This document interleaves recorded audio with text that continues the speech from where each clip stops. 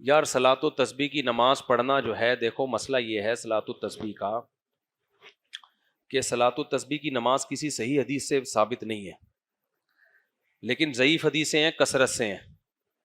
تو اب کثرت کی وجہ سے بہت سے علماء کہتے ہیں کہ بھئی کثرت تعدد طرق، تو اس کی وجہ سے ضعیف حدیث بھی حسن درجے تک پہنچ جاتی ہے. تو اس لیے جمہور علماء اسی کے قائل ہیں کہ چونکہ تعدد طرق ہیں، روایتیں بہت کثرت سے ہیں، تو لہذا یہ قابل بالکل رد کے قابل نہیں ہے، لہذا یہ نماز ثابت ہے. یہ بھی علماء کا موقف ہے. لیکن ہمیں ایک اس پر یہ اشکال ہوتا ہے کہ یہ اصول فی نفسی ہی تو درست ہے، لیکن ہمارا جو خاص طور پہ احناف کا، حنفیہ کا جو اصول ہے نا، جو ہم اصول فقہ کی کتابوں میں پڑھتے ہیں، ہم تو فقہ حنفی کو فالو کرتے ہیں نا، تو امام حنیفہ کا اصول اس بارے میں بہت سخت ہے. وہ یہ کہ صحیح ہے بخاری کی حدیث بھی اگر متواتر کے خلاف ہوگی نا، متواتر حدیث کے یا قرآن کے، تو اس میں بھی وہ تعویل کرتے ہیں.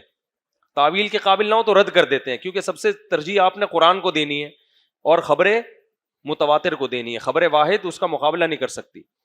تو ہم جو تواتر سے، جو نبی صلی اللہ علیہ وسلم سے نماز کا طریقہ ثابت ہے، جو تواتر کے ساتھ، صلاۃ و تسبیح اس طریقے کے بالکل خلاف ہے. نبی سے جو تہجد ثابت، وتر کی نماز، فرائض، واجبات، سنت، پوری زندگی جو ثابت ہے، وہ کیا ہے کہ تلاوت کے بعد فوراً رکوع کیا ہے آپ نے. اور یہ اتنا تواتر سے ثابت ہے کہ اگر تلاوت کے بعد آپ فوراً رکوع نہیں کرتے تو آپ پر سجدہ سہو واجب ہو جائے گا، یعنی ایک نماز میں آپ نے عیب پیدا ہو گیا.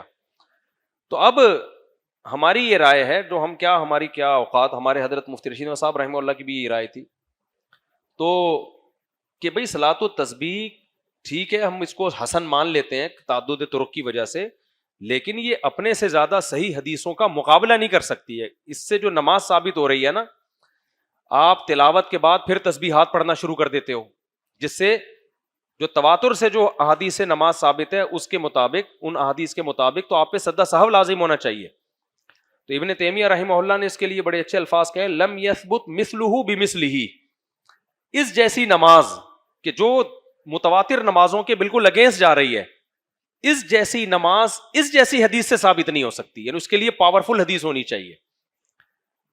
فی نفسی ہی یہ اصول درست ہے کہ ضعیف حدیثیں جب کثرت سے ہوتی ہیں نا تو قابل قبول ہوتی ہیں، لیکن احناف کا تو اصول یہ ہے کہ صحیح حدیث بھی متواتر کے خلاف ہوگی تو اس کو رد کر دیا جائے گا، تو حسن کو کیوں رد نہیں کیا جائے گا. تو اس لیے مجھ جیسے نالائق کا موقف تو اس بارے میں یہی ہے کہ یہ جو ہے، میں نہیں پڑھتا صلاۃ التسبیح.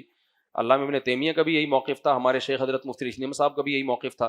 لیکن بہرحال بہت سے علماء کی رائے ہے کہ نہیں، یہ پڑھنا چاہیے. تو بدعت نہیں کہہ سکتے اس کو، کیونکہ اختلاف ہے اور بڑے بڑے علماء کا اختلاف ہے. تو اختلاف کی وجہ سے کم از کم بدعت کے فہرست سے نکل گئی ہے. جو پڑھ رہا ہے وہ ان علماء کو فالو کر رہا ہے، جو علماء اس کو سنت سمجھتے ہیں، تو اس کو ہم بدعتی نہیں کہیں گے، اور اللہ سے امید بھی رکھ لیں گے کہ انشاءاللہ اس کو ثواب بھی ملے گا. لوگوں کا اللہ کے ساتھ معاملہ ان کی نیتوں کے حساب سے ہوتا ہے. اور ناصر البانی نے اس کو سنت کہا ہے. انہوں نے اس بارے میں عبداللہ ابن مبارک کی تقلید کی ہے کہ عبداللہ بن مبارک اس کے سنت ہونے کے قائل تھے، وہ بہت بڑے محدث تھے. تو البانی رحمہ اللہ نے تقلیداً کہا ہے کہ عبداللہ بن مبارک جیسا آدمی کیسے ایک چیز کی وہ کر سکتا ہے. تو لیکن بات یہ ہے کہ ہمارا جو فقہ حنفی کا اصول ہے وہ تو بہت مضبوط ہے بدعت کے معاملے میں. امام حنیفہ بدعت کے معاملے میں بہت سخت تھے، لیکن ہمارے حنفی لوگ بدعت کے معاملے میں صلاۃ و تسبیح کی بات نہیں کر رہا، اس سے ہٹ کے بہت ڈھیلے ہیں، اور ہر بدعت امام حنیفہ کے کھاتے میں ڈالی ہوئی ہے. مسئلہ یہ ہے فقہ حنفی بدعت سے سب سے دور فقہ ہے، یعنی بدعت کا اصول جو ہے نا اس میں بہت سخت ہے امام حنیفہ کے نزدیک. یقینی چیز کو لیتے ہیں، غیر یقینی کو تعویل کرتے ہیں، تعویل کے قابل نہیں تو ترک کر دیتے ہیں. تو قرآن اور اخبار متواترہ کے مقابلے میں صحیح جو خبر واحد ہے اس کو بھی ترک کر دیا جاتا ہے. تو اس لیے ہماری رائے میں صلاۃ التسبیح کی وہ جو ہے نا وہ ثابت نہیں ہے. لیکن میں نے بتایا کہ اختلافی مسئلہ ہے، پھوٹ نہ ڈال دیں امت میں جا کے، ایک چھری نہ چھوڑ دیں. بدعت نہیں کہا جا سکتا اس کو، کیونکہ بڑے بڑے علماء اس کے بہرحال قائل ہیں اور ان کے پاس بھی دلیل ہے، ہوائی بات نہیں ہے، بہت ساری روایتیں ہیں. تو اس لیے اگر کوئی اس بیس پہ صلاۃ التسبیح پڑھتا ہے تو ان علماء کی رائے کو فالو کرتا ہے تو اللہ سے امید ہے اس کو انشاءاللہ پورا ثواب ملے گا.